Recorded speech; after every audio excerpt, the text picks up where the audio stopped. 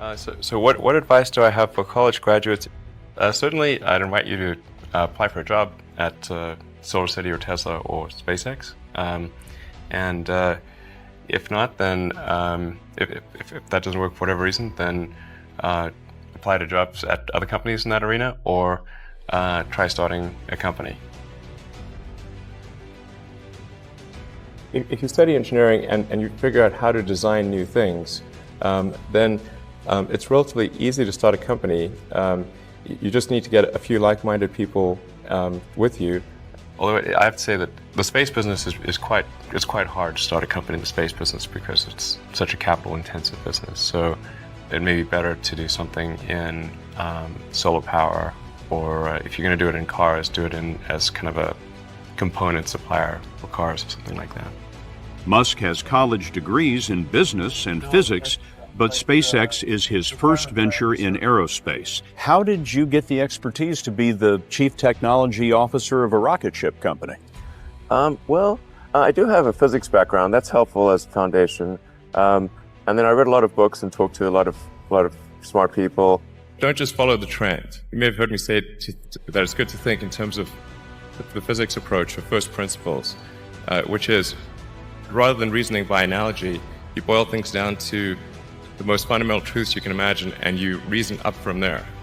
And this is a good way to figure out if something really makes sense, or if it's just what everybody else is doing. It's hard to think that way. You can't think that way about everything. It takes a lot of effort. But if you're trying to do something new, it's the best way to think. And that framework was developed by physicists to figure out counterintuitive things like quantum mechanics. So it's really a powerful method. And I want to know, what is the one thing that has surprised you about your life? Well, I'm surprised by the whole thing, honestly. I certainly didn't expect to be for any of these things to happen, honestly. Yeah, I just I knew I wanted to be involved in technology, and in fact, the only reason I started a company back in '95, an internet company, was because I couldn't get it. There were only a few internet companies, and I couldn't get a job at any of them. So I tried to get a job at Netscape, and sent my resume in and tried hanging out in the lobby, but I was too shy to talk to anyone. And then I was like, okay, well, I guess I'll have to start a company because I can't get a job anywhere. So, Thank you. yeah.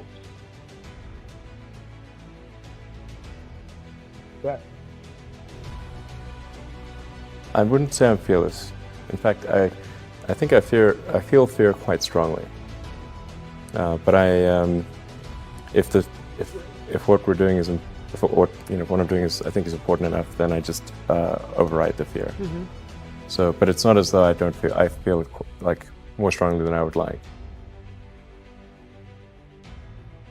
I think also people tend to overweight risk on a personal level. It's one thing if you've got, a mortgage to pay and kids to support, and that if you were to deviate from your job, how are you going to feed your family and pay the rent? And okay, that's understandable. But let's say you're young and you're just coming out of college or coming out of high school or whatever. What do you risk?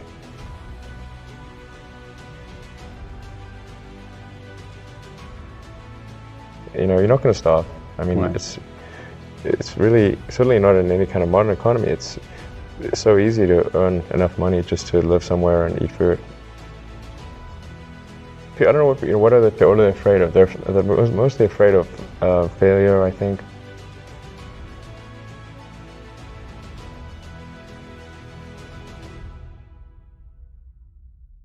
People should be less risk averse when there's not much at risk.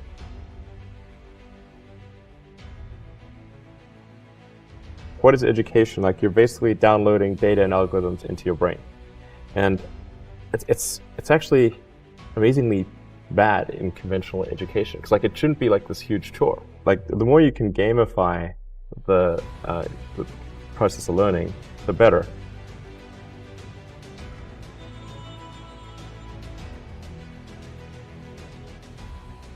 I was at sort of a slight existential crisis because I was trying to figure out what does it all mean? Like, what's the purpose of things?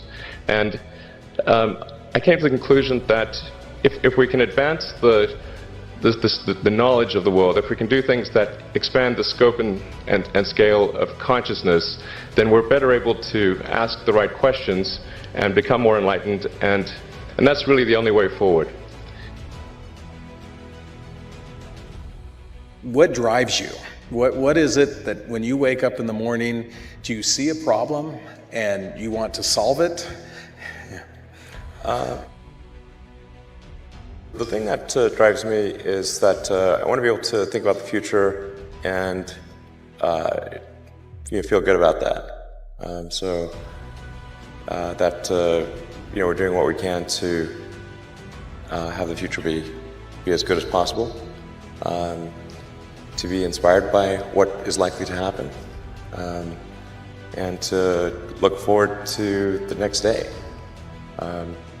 So that's what really drives me is trying to figure out how to make sure that things are great and going to be so, and that's the underlying principle behind Tesla and SpaceX. Is that I think it's pretty important that we accelerate the transition to sustainable generation and consumption of energy. It's inevitable, but it matters if it happens sooner or later.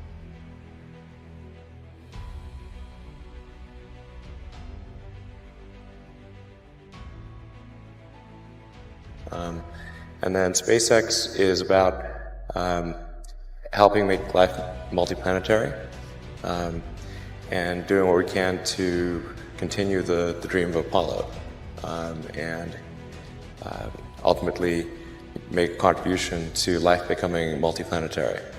Well, let's talk a little more about that. I think everyone is very interested in that when you say making life multiplanetary. Yeah, that's exciting. It is exciting.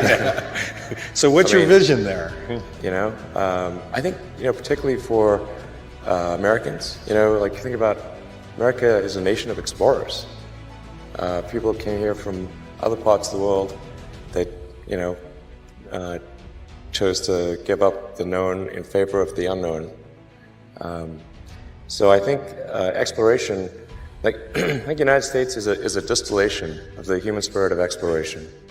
And so that's why it appeals to Americans so much. You can see this when, so there was a shuttle tragedy, and 7 people died, and that's terrible. But a lot of people die all the time.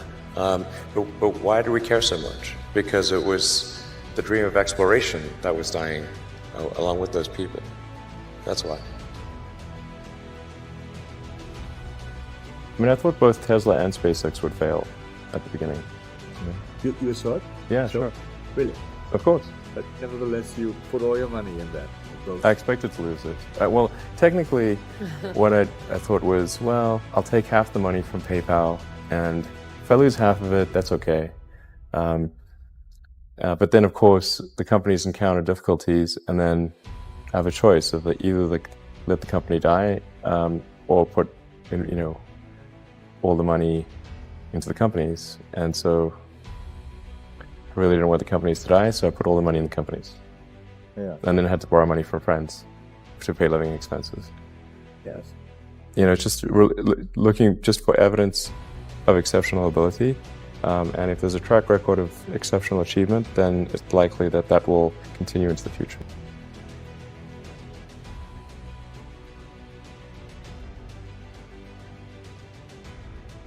Well, it really depends on the stakes. If the stakes are high, if it's really important, then I will overcome the fear and just do it anyway. Mm-hmm. But essentially, it's drive overrides fear. But I feel the fear. It's kind of annoying. I wish I didn't. Okay. I wish I felt it less. Mm-hmm.